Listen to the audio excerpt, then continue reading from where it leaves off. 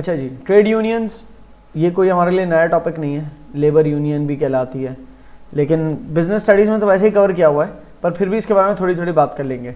Trade union किस लिए होती है? वर्कर्स के इंटरेस्ट को रिप्रेजेंट करने के लिए, that's the basic definition. Workers का इंटरेस्ट किस बात पर रिप्रेजेंट करने के लिए? सबसे टॉप ऑफ द लाइन कि उनकी वेजेस। दूसरी चीज़, उनके साथ उनकी वर्किंग कंडीशंस फेयर हो, मतलब हेल्थ एंड सेफ इन्वायरमेंट हो उनका वर्किंग के लिहाज से। फिर और चीज़ें आ जाती हैं कि उनके नॉन वेज रिलेटेड बेनिफिट भी हों, नॉन वेजेस रिलेटेड बेनिफिट्स, ठीक है। इसी तरीके से जो वेजेस मिल रही हैं ऑलरेडी, फिर कुछ वक्त के साथ फिर अगर कंपनी ग्रो कर रही है तो कंपनी से और भी वेजेस मांगी जा सके, या और पोजीशनिंग मांगी जा सके, या और लोगों को हायर करवाया जा सके। बहुत सारी बातें फिर वो आती जाएंगी, रीड करते जाना है आप लोगों ने, ठीक है। अच्छा, लेबर यूनियन के अंदर या ट्रेड यूनियन की बात करूँ तो ट्रेड यूनियन की टाइप्स अगर 3-4 किस्म की बोलूँ तो एक ये हो सकती है कि एक ऑर्गेनाइजेशन के अंदर सिंगल एक ही यूनियन है, ठीक है, जनरल है, वो हर किस्म के ऑक्यूपेशन उसका पार्ट है, ऑल ऑक्यूपेशंस। ये मैंने ऑक्यूपेशंस लिखा है। अच्छा, पहले तो ये बता दो, ट्रेड यूनियन जो है ना एक बिजनेस के अंदर भी हो सकती है, बिजनेस भी नहीं बोलता, ऑर्गेनाइजेशन बोल देता हूं, चलो कोई बिजनेस या कोई और ऑर्गेनाइजेशन, क्योंकि ऑर्गेनाइजेशन के अंदर प्रॉफिटेबल के अलावा भी तो होती है ना, नॉन गवर्नमेंटल ऑर्गेनाइजेशंस भी होती है। इनफैक्ट गवर्नमेंट की ऑर्गेनाइजेशंस की भी बात भी कर लेते हैं, जो पब्लिक कॉर्पोरेशंस होती है ना, जो हुकूमत के इदारे होते हैं जो पब्लिक वेलफेयर के लिए खुले हुए होते हैं, ठीक है, तो उनकी भी यूनियंस हो सकती है। किसी नॉन गवर्नमेंटल कोई एनजीओ है, उनकी भी यूनियंस हो सकती है। प्रॉफिट मेकिंग बिजनेसेस की भी हो सकती है अपनी यूनियंस। फिर बहुत सारे बिजनेसेस की जो बहुत सारे बिजनेसेस सेम टाइप के होते हैं, कहलाते हैं इंडस्ट्री, तो उस इंडस्ट्री की भी अपनी एक यूनियन पूरी हो सकती है। फॉर एग्जाम्पल टेक्सटाइल इंडस्ट्री की यूनियन, सही है। फिर पूरे शहर की एक यूनियन हो सकती है, पूरे मुल्क की एक यूनियन हो सकती है, और इंटरनेशनल यूनियंस भी हो सकती हैं। तो और एक ही बिजनेस में बहुत सारी ट्रेड यूनियंस भी हो सकती है, सही। तो भाई कोई लिमिट नहीं, जितनी बना लो। लेकिन बिजनेसेस के अंदर ऐसा पॉसिबल है कि ओनर जो है वो उसका वर्कर्स के साथ एक सिंगल यूनियन का एग्रीमेंट साइंड हो।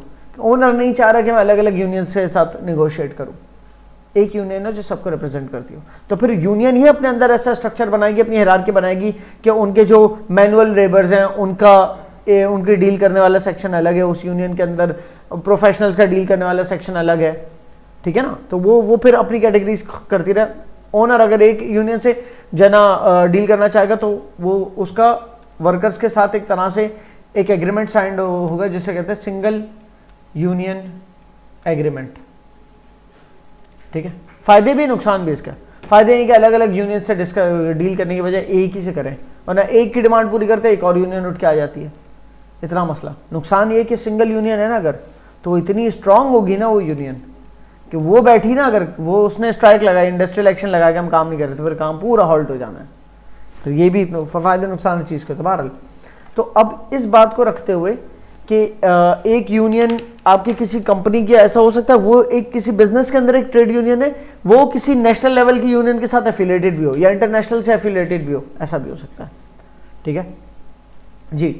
कुछ टाइप्स हैं ट्रेड यूनियंस के, और भी टाइप्स हो सकती हैं, जैसे क्राफ्ट यूनियन, जो कि जैसे प्लम्बर्स इलेक्ट्रिशियन की एक पूरी यूनियन बनी हुई है, प्लम्बर्स की यूनियन बनी हुई है, या वैन ड्राइवर्स की यूनियन बनी हुई है।